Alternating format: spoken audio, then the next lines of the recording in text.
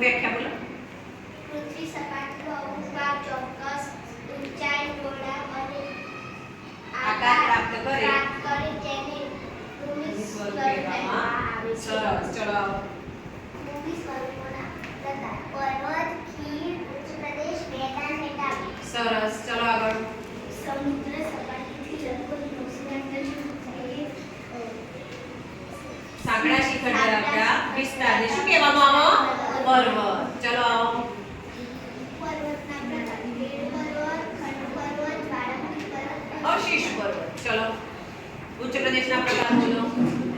આંતરપર્વતીય પર્વત, પ્રાંતીય અને ખંડીય ઉચ્ચ પ્રદેશ. ચલો આગળ. ચલો મેદાનના પ્રકાર. કિનારાના મેદાન, ઘસારણના મેદાન, વિક્ષેપણના વિક્ષેપણના મેદાન.